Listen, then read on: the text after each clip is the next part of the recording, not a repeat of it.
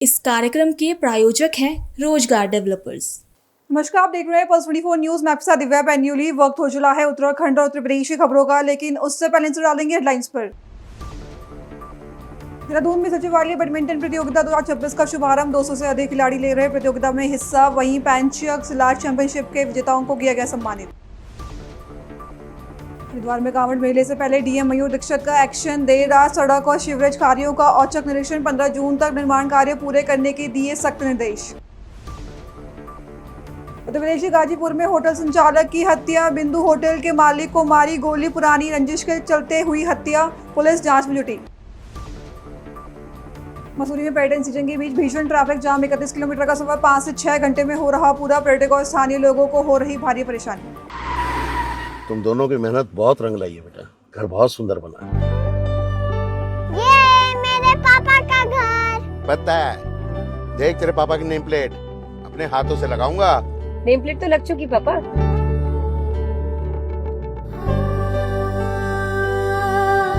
असल मेहनत तो आपने किया पापा, मुझे इस काबिल बनाने के लिए। वो जिंदगी भर किराए के मकान में रहे, लेकिन आज ये घर मेरा नहीं, ये है मेरे पापा का घर।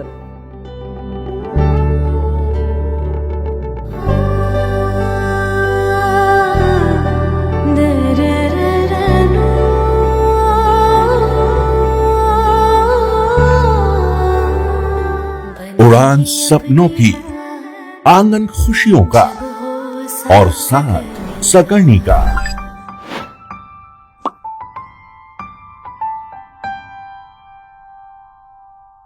60 वर्षों से आपके साथ मनोरंजन और संस्कार का संगम, जाह्नवी मैगजीन। आइए अब देखते हैं खबरें विस्तार से। उत्तराखंड में खेल गतिविधियों को लगातार बढ़ावा मिल रहा है, जहां खेल मंत्री रेखा आर्या ने देहरादून में सचिवालय बैडमिंटन प्रतियोगिता 2026 का शुभारंभ किया। वहीं राज्य स्तरीय पैंचक सिलाट चैंपियनशिप के विजेताओं को सम्मानित भी किया। खेल मंत्री ने कहा कि प्रदेश में खेल संस्कृति तेजी से विकसित हो रही है और युवा अब खेलों को करियर के रूप में अपना रहे हैं। दरअसल देहरादून के परेड ग्राउंड स्थित मल्टीपर्पज हॉल में उत्तराखंड सचिवालय बैडमिंटन क्लब की वार्षिक बैडमिंटन प्रतियोगिता 2026 का शुभारंभ करते हुए खेल मंत्री रेखा आर्या ने कहा कि काम के साथ साथ खेल भी जीवन के लिए उतने ही जरूरी है। प्रतियोगिता में 200 से अधिक खिलाड़ी हिस्सा ले रहे हैं। वहीं आमवाला स्थित मल्टीपर्पज हॉल में 7वीं उत्तराखंड राज्य स्तरीय पैंचक सिलाट चैंपियनशिप का समापन करते हुए उन्होंने विजेता खिलाड़ियों को सम्मानित किया, जहां 8 जिलों के 250 से अधिक खिलाड़ियों ने इस प्रतियोगिता में हिस्सा लिया। रेखा आर्या ने कहा कि सरकार खिलाड़ियों को बेहतर अवसर देने के लिए प्रतिबद्ध है और खेल अब युवाओं के लिए एक मजबूत करियर विकल्प बनता जा रहा है। देवभूमि हरिद्वार में कांवड़ मेले की तैयारी के बीच जिलाधिकारी मयूर दीक्षित ने देर रात शहर में चल रहे सड़क और सीवरेज निर्माण कार्यों का औचक निरीक्षण किया, जहां डीएम ने निर्माण कार्यों की धीमी रफ्तार पर नाराजगी जताते हुए संबंधित अधिकारियों और ठेकेदारों को तय समय सीमा पे काम पूरा करने के सख्त निर्देश दिए। बता दें, निरीक्षण के दौरान उन्होंने कार्यदायी संस्था और ठेकेदार को निर्देश दिए कि सभी निर्माण कार्य 15 जून तक हर हाल में पूरे किए जाएं। डीएम ने स्पष्ट कहा कि किसी भी प्रकार की लापरवाही या देरी को बर्दाश्त नहीं किया जाएगा। इसके बाद ब्रह्मपुरी क्षेत्र में सड़क मरम्मत कार्यों का निरीक्षण करते हुए लोक निर्माण विभाग और संबंधित ठेकेदार को गुणवत्ता के साथ जल्द कार्य पूरा करने के निर्देश दिए। अभी हरिद्वार शहर में विभिन्न जगह सीवर लाइन का काम चल रहा है और साथ ही रोड रेस्टोरेशन का काम भी पीडब्ल्यूडी के द्वारा किया जा रहा है। उसी क्रम में आज यहाँ पर अपर रोड पे और साथ ही ब्रह्मपुरी की जो मनसा देवी मंदिर की जो रोड है उसका जो रिनोवेशन का काम है और जो सीवर लाइन का काम है उसका निरीक्षण किया गया। यहाँ पे सभी को अवगत करा दिया गया है कि ये कार्य हमारे लिए महत्वपूर्ण है। आने वाले कांवड़ यात्रा और वर्तमान में जो चारधाम यात्रा चल रही है उसके लिए जरूरी है कि हमारे शहर की सारी सड़कें अच्छी हो, जिससे यात्रियों को कोई असुविधा ना हो, लोकल लोगों को भी कोई असुविधा ना हो।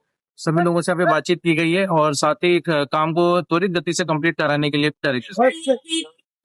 गाजीपुर से एक बड़ी और सनसनीखेज वारदात सामने आई है, जहां बिंदु होटल के संचालक विनीत राय की गोली मारकर हत्या कर दी गई। बता दें, घटना के बाद पूरे इलाके में हड़कंप मच गया है और पुलिस ने जांच तेज कर दी है। खबर गाजीपुर के शहर कोतवाली क्षेत्र की है, जहां गौसाबाद स्थित बिंदु होटल के संचालक विनीत राय को शुक्रवार देर रात करीब 11 बजे होटल के सामने ही गोली मार दी गई। गोली लगने से गंभीर रूप से घायल विनीत राय की मौके पर ही मौत हो गई। घटना की सूचना मिलते ही पुलिस मौके पर पहुंची और शव को कब्जे में लेकर जांच शुरू कर दी। प्रारंभिक जांच में मामला पुरानी रंजिश से जुड़ा बताया जा रहा है। पुलिस ने परिजनों की तहरीर के आधार पर नामजद और अज्ञात आरोपियों के खिलाफ मुकदमा दर्ज कर लिया है। रात में एक सूचना प्राप्त हुई थी कि लगभग 11 साढ़े 11 बजे के आसपास यहाँ कोतवाली थाना क्षेत्र में बिंदु होटल नाम का एक होटल है, उसके जो ओनर हैं उनके बेटे विनीत राय, जो कि उस होटल को देखते हैं, मैनेज करते हैं, ये सूचना प्राप्त हुई कि उनको कुछ लड़कों ने आके वहाँ पर उनको फायरिंग की है और उनके गोली लगने से जब उनकी मृत्यु हो गई है। तो इस सूचना पर तत्काल पुलिस पहुंची, सभी अधिकारीगणों के द्वारा मौके का भ्रमण किया गया। तो उसमें जानकारी ये प्राप्त हुई है, नामजद परिजनों की तरफ से तहरीर दी गई है। इसमें पूर्व की रंजिश थी और शंकर पांडे एवं उसके अन्य साथी 3 नामजद तहरीर है और कुछ अज्ञात लोगों के खिलाफ ये मुकदमा पंजीकृत कराया गया है। पूर्व में भी लगभग 2.5 वर्ष पूर्व फरवरी 2024 में भी एक घटना हुई थी, जिसमें शंकर पांडे एवं इसके साथियों के द्वारा इनके होटल में तोड़फोड़ की गई थी। उसके संबंध में मुकदमा पंजीकृत हुआ था और शंकर पांडे पर कार्रवाई भी हुई थी।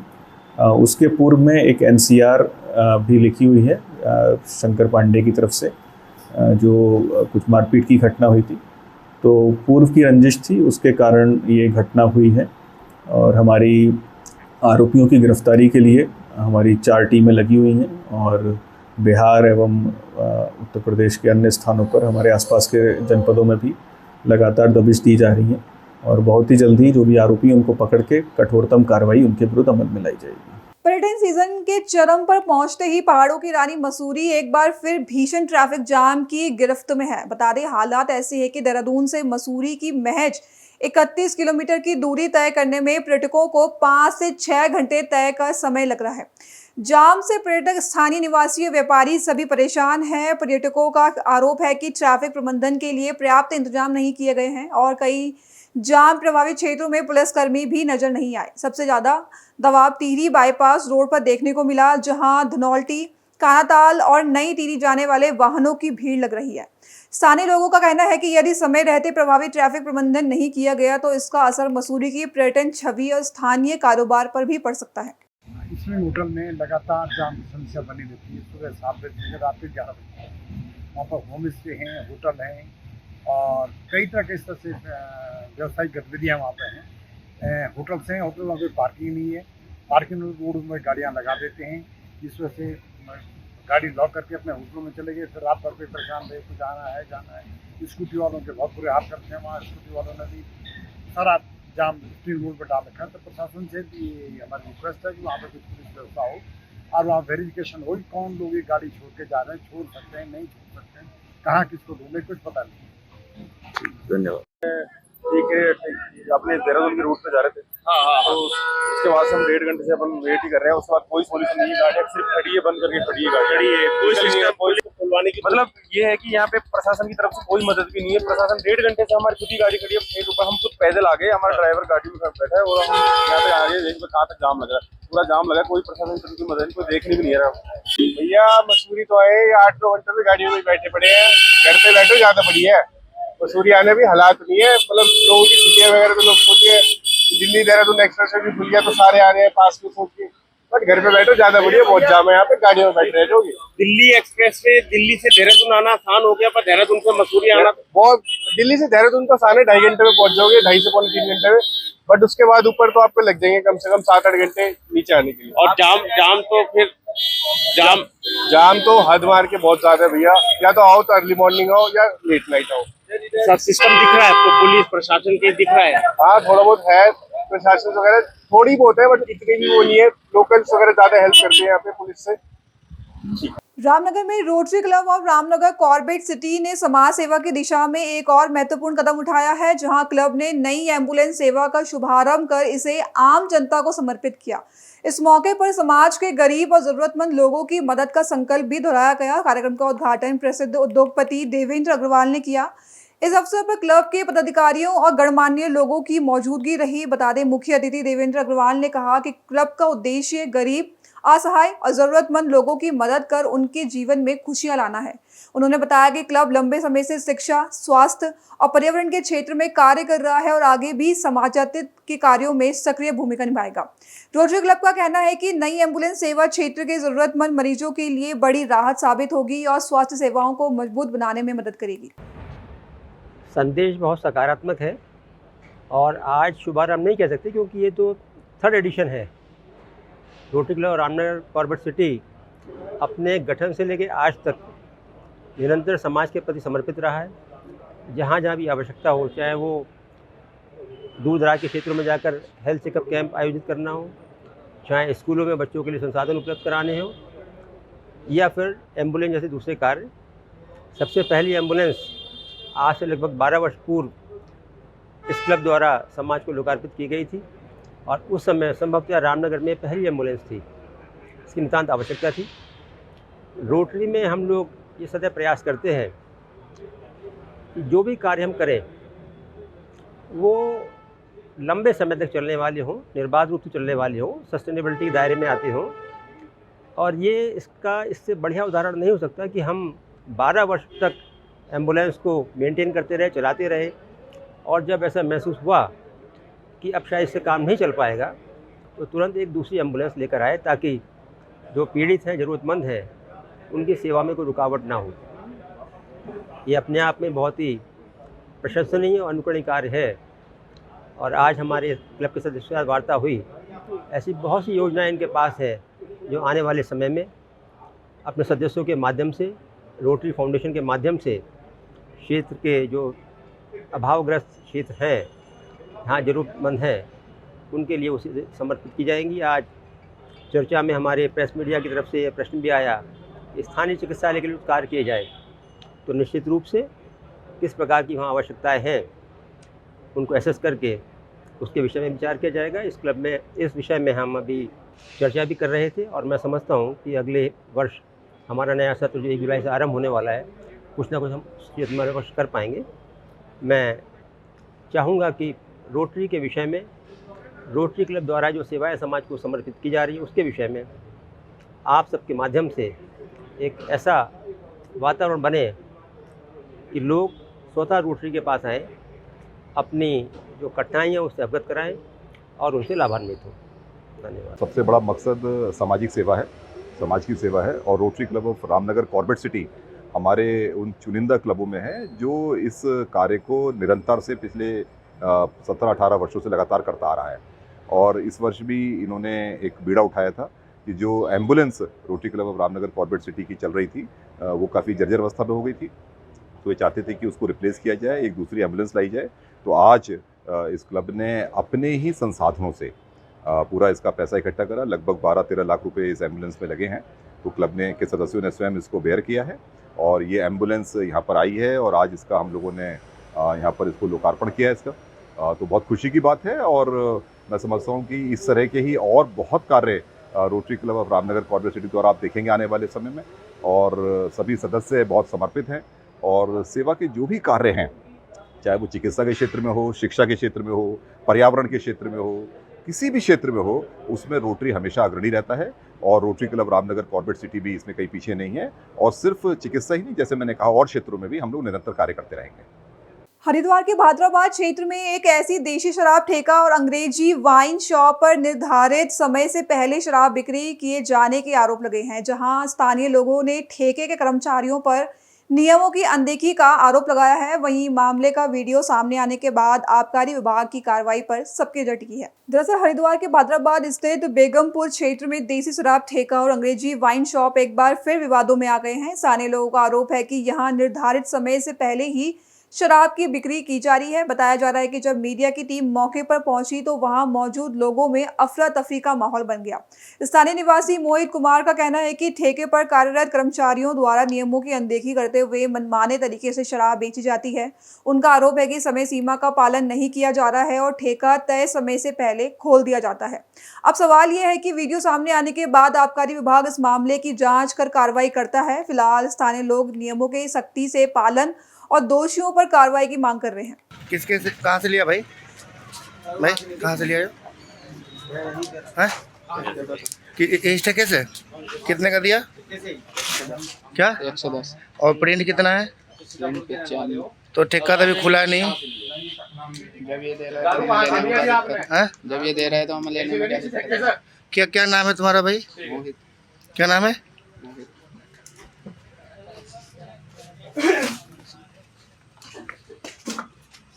भाई साहब मिल जाएंगे क्या? एक लाओ दियो, एक बियर के बोतल है। तो कितने का है बियर?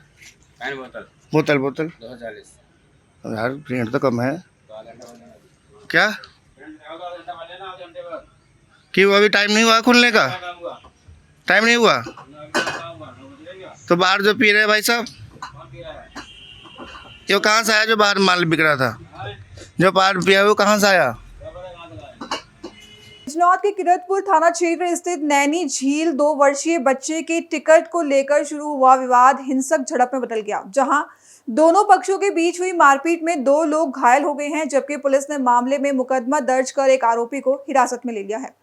आरोपी है कि झील प्रबंधन की ओर से 2 वर्षीय बच्चे का टिकट लेने की बात कही गई, जिसको लेकर कहासुनी शुरू हो गई। देखते ही देखते विवाद इतना बढ़ गया कि दोनों पक्षों के बीच मारपीट हो गई। पीड़ित पक्ष का आरोप है कि झील संचालक और उसके बाउंसरों ने उन्हें एक कमरे में बंद कर बेरहमी से पीटा। वहीं पुलिस ने तहरीर के आधार पर मुकदमा दर्ज कर जांच शुरू कर दी है और आरोपी को हिरासत में ले लिया है। थाना क्षेत्र कीरतपुर के कस्बे में स्थित नैनी झील, जो एक स्विमिंग पूल है, में आज सायं लगभग 4 बजे एक छोटे बच्चे के टिकट को लेकर परिजनों तथा झील के प्रबंधक के बीच कहासुनी था मारपीट हुई थी, जिसमें 2 लोग को चोट आई थी, घायल थे, जिन्हें तत्काल प्राथमिक चिकित्सा केंद्र में भर्ती कराया गया है, जहां डॉक्टरों द्वारा उनकी हालत सामान्य बताई जा रही है। सूचना मिलने पर तत्काल स्थानीय पुलिस मौके पर पहुंची थी तथा काफ़ी संख्या में ग्रामीण उत्तेजित होकर वहां पहुंचे थे, जिनको समझा बुझाकर वापस किया गया। आवेदक की तहरीर पर सुसंगत धाराओं में 4 अभियुक्तों के विरुद्ध तथा कुछ अज्ञात के विरुद्ध अभियोग पंजीकृत किया गया है, जिनमें एक अभियुक्त की गिरफ्तारी सुनिश्चित की गई है। शेष 3 की गिरफ्तारी करने के लिए टीम लगाई गई है। सीसीटीवी फुटेज और वीडियो के आधार पर अन्य की पहचान की जा रही है। बाद पहचान सभी के विरुद्ध विधिक कार्रवाई सुनिश्चित कराई जाएगी। कानून व्यवस्था संबंधी कोई समस्या नहीं है। जो आप ये ग्राम प्रधान आज प्रधान जी, आप यहाँ पर सरकारी अस्पताल पर खड़े हो, ये क्या पूरा मामला, आप ये बताइए। मतलब करीब 2 बजे का समय था, मैं अपने घर पे सो रहा था। मुझे एक फ़ोन आया गांव के व्यक्ति का, कैसे ऐसे नैनी झील है क्या भट्टे पे बुद्धूपाड़े से इधर को मोतीचूर के पास में, कैसे ऐसे तुम्हारे गांव के 2-3 लड़कों को मार रखा है और उनको बंद कर रखा है, छुटाने पे भी नहीं छोड़ रहा है। मैं फ़ौरन उठा, 2-3 आज बच्चों को लिए साथ में, मैंने छुटा के ले आऊँगा। जो झील स्वामी है वो मेरे जानने वाले भी हैं। मैं वहाँ पहुँचा, देखा तो बहुत भीड़ लग रही थी और गेट जो था वो बंद था, जो अंदर का जो झील का गेट है वो बंद कर रखा। गेट बड़ी मुश्किल से खुलवाया तो पहले अंदर नहीं जाने थे। उसके भाई भी आ गए साथ में, जो लड़के पीटे हुए थे परिवार वाले, छोटे छोटे बच्चे थे। एक 2 साल का बच्चा था जिसके टिकट के ऊपर झगड़ा हुआ। 2 साल का बच्चा, वो कह रहे टिकट लगा, उन्होंने बोला नहीं लगेगा। तो उनके साथ जो उनके साथ में बैठे हुए थे लड़के, उन्होंने उसके साथ मारपीट किया और उनको बंद कर दिया। जब मुझे पता चला, मैं एक जिम्मेदार होने के नाते, ग्राम प्रधान होने के नाते मैं वहाँ पहुँचा बहुत जल्दी से। मैं कि इससे बात ज़्यादा ना बढ़े, जा करके देखा उनको बहुत बुरी तरह मारा। खास उन्होंने छुटा किया तो उन्होंने, जो लड़के थे सबका हाथ में, किसी के हाथ में लाठी डंडा रॉड और एक के हाथ में चापा टाइप का था। वो मैंने तो नहीं देखा, लेकिन औरों ने देखा, वीडियो में आया, वहाँ सीसीटीवी कैमरे लगे हुए हैं, उसमें सब पता चल जाएगा। मैंने क्या, मैंने बदर भाई से बात की, वो मेरे तरफ को माने, मैंने बदर भाई देखो गलत हो जाएगा मेरे ऊपर। उन्होंने हालांकि रोका उनको, लेकिन वो नहीं रुके, मेरे भी 2-3 डंडे मारा। और जो यहाँ से गए थे उनके भी किसी ने चापड़ मारा, किसी ने डंडे मारे, उनका सबका सर फट गया। बड़ी मुश्किल से मैंने भी जान बचाई। मैंने उसी टाइम इंस्पेक्टर साहब को फोन किया कि यहाँ का हालात बहुत बुरे हैं। फिर मैंने गांव को भी फोन किया कि ऐसे ऐसा वहाँ झगड़ा हो गया और मेरे साथ भी मारपीट की है। वहाँ से गांव से गया, किधर से पुलिस से गया कुछ आदमी, उन्होंने जा करके वहाँ थोड़ा रोकथाम किया। वो देख करके उनको भाग गया, लेकिन मारा बहुत है लड़कों को। इनके 2-3 के सर फटे, एक का फ्रैक्चर भी है, होंठ फटा है उसका बहुत ज्यादा। मेरे भी देखो ये खून लगा, कई सारे बंदों का खून लगा है, बचाने वालों के चोट भी लगी है, डंडे भी लगे हैं, तो कई बंदों के चोट आई है जिसमें। जैसे आप वहाँ पर वाक्य पे थे, आपने वहाँ पर पुलिस को सूचना? हाँ, इंस्पेक्टर साहब को मैंने फोन किया, मैंने उनको सारी घटना का बताया। उनसे पहले 2 कांस्टेबल गए, हालांकि उन्होंने हमारे एक ही बंदे को पकड़ के उनके बीच में फिर दोबारा मारा। क्या नाम आपका? कहाँ रहने वाले हैं? क्या मामला हो गया आज नैनी झील पे? नैनी झील पे नहाने गए थे 3 भैया। कौन कौन? एक मैं था, एक अर्शद। तुम्हारा क्या नाम है? नाम मोहम्मद अदनान। अच्छा अच्छा। भैया का नाम मोहम्मद कलीम है। अच्छा। एक उससे छोटा भाई है मोहम्मद अर्शद। तो हम तीनों भाई नहाने गए थे, तो हमने 3 टिकट ले ली थी। 2 हमारे साथ, एक भांजी थी, एक भतीजा। अच्छा, 5 आदमी थे? 5 आदमी। अच्छा। बच्चे छोटे थे दोनों। हाँ। तो उन बच्चों से कह रहा कि इनका टिकट लेना पड़ेगा, दोनों का अलग अलग। अच्छा। तो हम भैया कहने लगे कि आप भैया इनका भी, बच्चों का भी टिकट लोगे। बड़े आदमी अपना टिकट है? 50 रुपये। 50 का टिकट है पड़ा आपको? तो वो कहने लगे कोई नहीं 100 रुपये देना पड़ेगा आपको। अच्छा। तो भैया कहने लगे ये बच्चे तो ज़्यादा देर नहाएंगे नहीं, ये तो बीमार पड़ जाएगा अगर ज़्यादा देर नहाएंगे। तो फिर वो गाली देने लगा हमें। कौन? बदल जो हमारे पास मालिक है। अच्छा। उसने हमें गाली गलौज करी तो भैया कहने लगे तो गाली मत फ़ोन करके लड़के बुलाए उसने, तो वो आए, उन्होंने हमें कमरे में पहले तो नहीं मारा बाहर। अच्छा। फिर हमें बाद में हमारे मोबाइल वोबाइल सब छीन लिया, भैया को कॉल करने में कोशिश कर रहे थे तो हमारे फ़ोन वोन सब छीन लिया। फिर हमें कमरे में बंद कर दिया। कमरा बंद करके मारा? कमरे में बंद करके मारा। लड़के आ रहे थे, लड़के नहीं मारा, बच्चों को नहीं मारा, हमें मारा तीनों भाई। अच्छा। वो कंधा निकला था। बदर के अलावा कौन कौन था वहाँ? और उन्हें सकल को जानता हूँ। अच्छा, नाम नहीं जानते किसी का? नाम नहीं जानता। हमारे कंधे में क्या हुआ? कितने आदमी थे तुम्हें मारने वाले? 50 लड़के। 50 लड़के सबने 3 आदमी मार दिए? हमें तीनों को मारा। प्रधान जी भी? हाँ, प्रधान जी हमें छुड़ाने का भी तोड़ दिया, पीछे से भी टूट गया। पीछे से देखो, पीछे 3 आदमी कुछ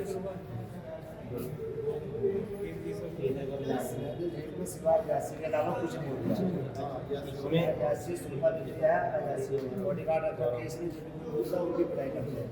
और कुछ नहीं होगा। इसका ज़्यादा से ज़्यादा हो सके बाइकआउट करो। पुलिस वालों का नाम था गौरव। बदन ने उन्हें फ़ोन करा कि हम तुम्हें खर्चा पानी दे देंगे, ऐसे ऐसे लड़के आए इन्हें मारो, हम तुम्हें खर्चा पानी करा देंगे। अच्छा। बदन ने तुम्हारे सामने? हमारे सामने। उसके बाद पुलिस पहुंची? उसके बाद में पुलिस पहुंची, पुलिस वालों ने उन्हें नहीं पकड़ा, मेरे भाई को पकड़ा। अच्छा। मोहम्मद सलीम को। अच्छा। बदर को जबरदस्ती हमने पकड़वाया, उसको चला दिया था, डंडा मारा उसे तो मैंने देखा खुद करवाया। ये भाई हमें छुड़ाने गए, इनका चापड़ा मारा उसके। क्या हथियार थे उनके पास? उनके पास वो था जो वो चैन सेट का वो बना था, उन्होंने हथियार चैन सेट। नोकेदार। अच्छा। एक तरफ से तो ऐसा है वो नोक टाइप का, एक तरफ से प्लेन टाइप का है, धार धार क्या मतलब क्या? धारदार हथियार। तो तुम्हारा पुलिस वालों ने बंद करा था क्या अंदर? पुलिस वालों ने बंद करवाया। और उसके बाद में पुलिस वालों का नाम है मोहम्मद गौरव। तो गौरव ने मरवाया, बंद करवाया। गौरव ने मरवाया। इनकी पक्ष कर गौरव, उनकी पक्ष कर, क्योंकि पुलिस वालों को इसने बोल दिया था कि हम तुम्हें खर्चा पानी दे देंगे। चलो। प्रयागराज की हंडिया थाना पुलिस ने अंतर्राज्यीय गांजा तस्करी के एक बड़े नेटवर्क का भंडाफोड़ किया है। बीटी बॉर्डर पर चेकिंग दौरान पुलिस ने एक ट्रक से 1 क्विंटल 2 किलो गांजा बरामद करते हुए 2 तस्करों को गिरफ्तार किया है, जहां बरामद गांजे की कीमत करीब 30 लाख रुपए आंकी गई है। पुलिस के अनुसार बरामद गांजे की अनुमानित कीमत 25 से 30 लाख रुपए के बीच है। दोनों आरोपियों के खिलाफ एनडीपीएस एक्ट के तहत मुकदमा दर्ज कर उन्हें न्यायालय में पेश करने के बाद जेल भेज दिया गया है। पुलिस अब इस तस्करी नेटवर्क से जुड़े अन्य सदस्यों की तलाश में जुटी हुई है। पुलिस का कहना है कि मादक पदार्थों की तस्करी के खिलाफ अभियान लगातार जारी रहेगा और इस नेटवर्क से जुड़े अन्य लोगों की भी जल्द गिरफ्तारी की जाएगी। उत्तर मध्य रेलवे आगरा मंडल के आरपीएफ कमांडेंट राजमोहन पिचाई ने शनिवार को कोसीकला रेलवे स्टेशन का औचक निरीक्षण किया। इस दौरान उन्होंने आरपीएफ थाने की कार्यप्रणाली, सुरक्षा व्यवस्था और यात्री सुविधाओं का जायजा लेते हुए अधिकारियों को आवश्यक दिशा निर्देश दिए। इसके साथ ही स्टेशन परिसर में लगे सीसीटीवी कैमरों की कार्यप्रणाली का भी बारीकी से निरीक्षण किया गया और सुरक्षा व्यवस्था को और मजबूत बनाए रखने के निर्देश दिए गए। उन्होंने स्टेशन परिसर की साफ सफाई, सुरक्षा इंतजाम और यात्रियों को उपलब्ध कराई जा रही सुविधाओं का भी जायजा लिया। निरीक्षण के दौरान अधिकारियों को यात्री सुरक्षा को सर्वोच्च प्राथमिकता देने के निर्देश दिए गए। अभी के लिए बस इतना ही। खबरों के बने रहे पल्स 24 न्यूज के साथ। तब तक के लिए नमस्कार। इस कार्यक्रम के प्रायोजक थे रोजगार डेवलपर्स। तुम दोनों की मेहनत बहुत रंग लाई है बेटा, घर बहुत सुंदर बना है। ये मेरे पापा का घर। पता है, देख तेरे पापा की नेम प्लेट अपने हाथों से लगाऊंगा। नेम प्लेट तो लग चुकी पापा।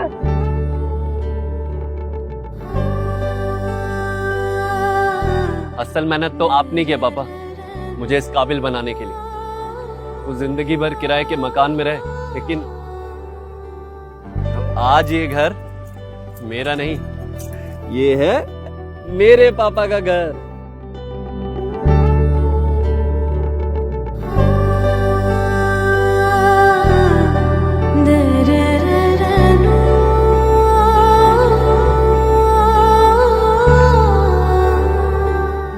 दुकान सपनों की, आंगन खुशियों का और साथ सकर्णी का।